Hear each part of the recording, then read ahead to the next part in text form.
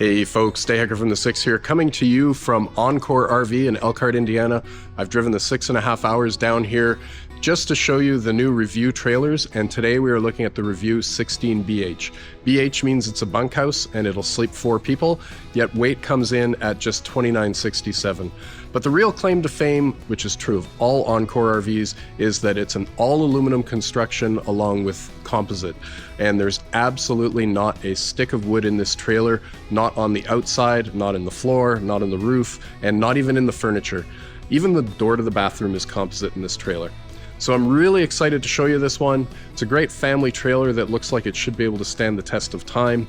So we're going to do our usual. We're going to walk around the outside, then we'll take a look inside, and then of course I'll do my pros and cons. Let's get started. And let's start our outside walkthrough on the nose of the Revue 16BH. Nice styling on this trailer. We got a nice white exterior, some red black graphics, like the looks of that. And we have on this particular unit a power tongue jack. That is actually an option. However, I've been told that almost all of the trailers that arrive at dealers will ship with that, so that option package will be a part of all of them. You have 2 20-pound propane tanks with a cover, and then right behind that you have your battery, and of course we have our safety chains and our emergency brake cable as well right here. And last but not least, on the nose of the 16BH, we do have a nice solid feeling stone guard to protect the front of the trailer.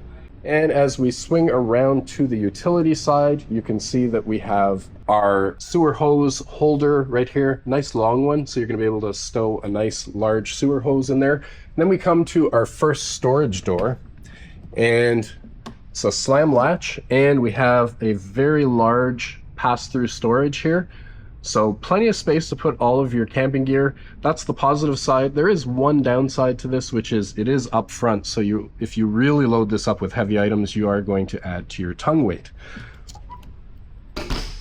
We have a Suburban on-demand hot water heater, we have a spray port, then we have our city water and our gravity fill for the fresh water tank here. I'll put the tank sizes up on the screen.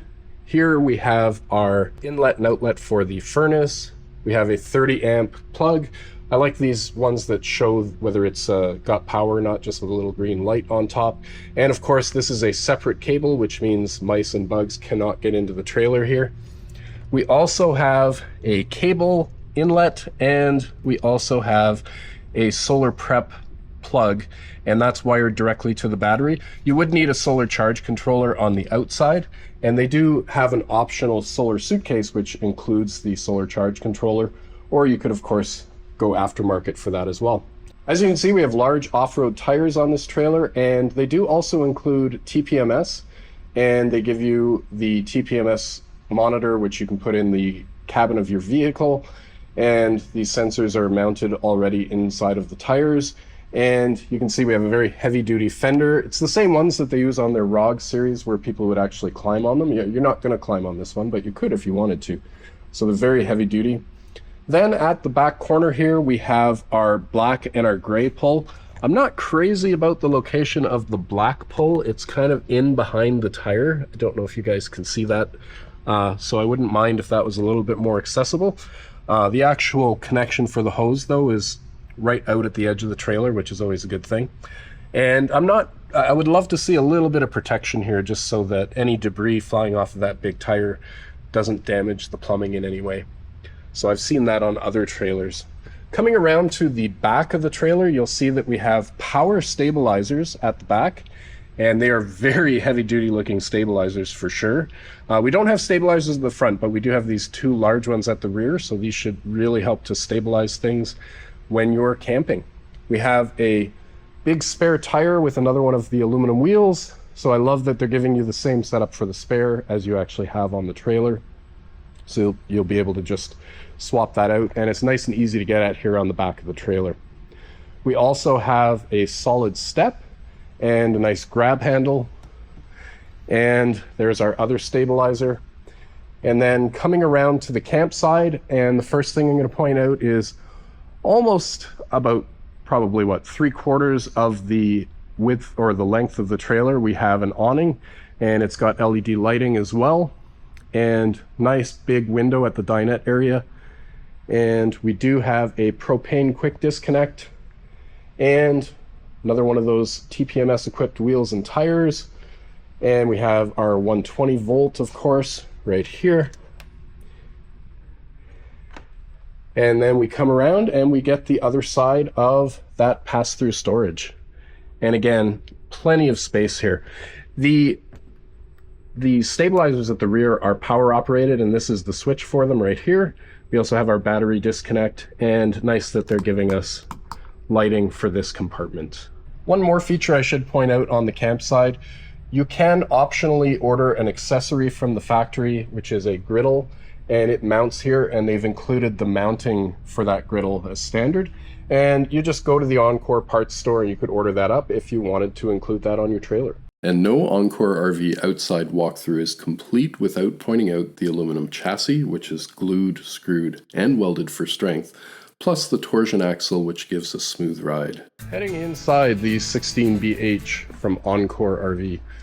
And we'll start just with a lay of the land. So on our right, we have our fridge and our microwave, some storage. And then on the left, we have the bathroom, which we'll look at in a sec. Then right in front of the fridge, you have your dinette area. And across from that, you have your kitchen. And then we have our main bed along with a bunk that's above it. And that is the lay of the land. And let's swing back and we will start with the refrigerator. So this is a 12 volt fridge. As you know, I prefer an absorption style propane fridge because up in Canada we don't often have hookups, and so a 12 volt fridge can be a bit of a challenge, but nonetheless it's certainly no problem with the size of this fridge. It is massive. Up above it we have a regular microwave. It's not an air fryer or an convection microwave, but nice feature to have, and I love the way it's just built in. We have our control panel where we're going to control, our water, camera, lights, tank heaters. So we have heated tanks on this trailer, fresh black and gray, and of course the awning is there as well. And swinging around across, let's take a look at the bathroom. So we have a toilet mounted in the corner. This is a dry bath, folks, so loving that. They've actually included a toilet paper holder too, which is something you don't always get, so it's nice to see one here. We also have, I see, a fan, an exhaust fan here, which is great. And looking at the dry bath, you can see we have a nice black shower head and black faucet. And of course, let's do our size test and see how we're doing for headroom. So those of you who watch the channel regularly know that I am exactly 6 feet tall, and there is quite a step up into the shower, so we're hoping it's going to be tight, I think. So inside of the skylight, I've got another 2 or 3 inches, so you'll probably 6'2", 6'3", be able to stand up straight while you're taking a shower. In terms of space, pretty typical for this type of RV. Actually, I'd say it's maybe a little bit wider than what you would typically run into, so decent amount of space. I actually like that they're just giving us a regular shower curtain because it does allow for a little bit more elbow room as opposed to having a solid door here. And let's test out the toilet. So the toilet is a little tucked to the left-hand side here, so it's pushing me into this wall. So I don't have a huge amount of elbow room here. I'm fine here. I would probably just kind of sit sideways on it, to be honest with you, and then I'm fitting fine. Just going to try to close the door. So yeah, I can actually close the door no problem in a comfortable seating position. We love a dry bath in a small trailer, so we are definitely giving this one 2 thumbs up. So that's it for the bathroom, but as I close the bathroom door, it's a good time to point out or just remind you that even this door is composite. This is not a wooden door, so everything in here is either aluminum or composite. There's no chance of anything getting damaged by water. So heading into the kitchen, and I see we've got a nice premium feature. We have an actual oven, so if you want to do a pizza, you can do that. And we have a 3-burner cooktop, which is very nice as well. So loving that. Decent amount of counter space. So a little bit here in between the stove and the sink, and then a little bit more on this side right here. And we do have the cover as well, so when you're not using the sink, you can use that as counter space. And there's our sink, decent size. And this is, you know, an Ameristone finish. Interesting. So I guess it's made to be a long-lasting composite kind of sink, which is... We do have a pull-down residential style faucet here as well that does swivel. And yeah, I mean, everything that you need. And let's take a look at the storage situation for the kitchen. So up above, we have these aluminum cabinets. And one thing about the aluminum cabinets, so the composite that they're using for the walls has incredible screw retention. And the guys told me that I could give these a yank. And as you can see, I can literally shake the trailer. These cabinets are really, really rock solid. So loving that. All aluminum, nice gas struts to hold things up, so you don't have to hold it while you're getting your things. And these are reasonably deep. I think you'd be able to put dinner plates and so forth in them. And we'll just close those up. And then heading down, we're going to look at what we have for storage. So underneath the stove, we do not have storage, but we do have a couple of drawers. So there's our TPMS unit that goes into the cab of the vehicle right there, along with all of our paperwork. And another drawer below that, there's the glass for the microwave. And so, you know, a nice amount of storage there. You've got place for your cutlery and all your kitchen gadgets, and then up top you've got some space for food and for your dishes and so on. Right beside the kitchen, we have the controls for the hot water heater and also for the furnace. Now let's swing around and we're going to take a look at the dinette. It's a very simple dinette to operate though, and I'll just show you that now. So to put it down, we just lift it up.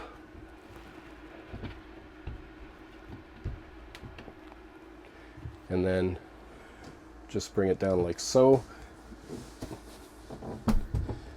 And that's it. So very easy. And then we just fill in the space with the cushions.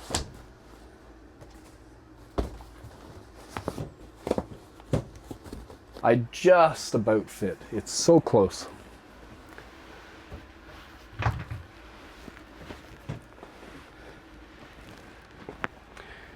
And you can see that I just can't quite let my head down. So we're just a few inches short.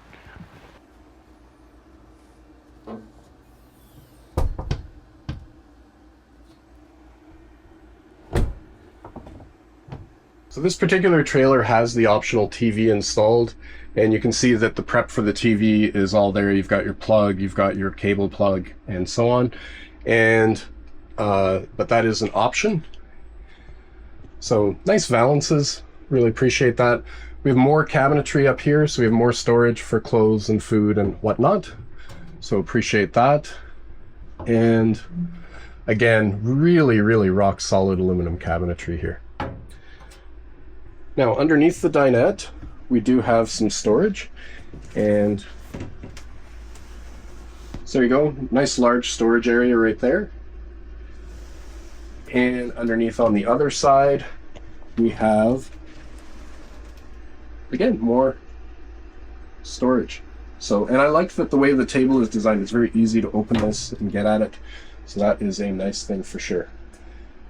Now that brings us to the bunk and the main bed area. So this is, I believe, a 60 by 80 queen. I'll put up the exact measurements up on the screen, but definitely a very large bed and certainly no issues whatsoever with the length of the bed.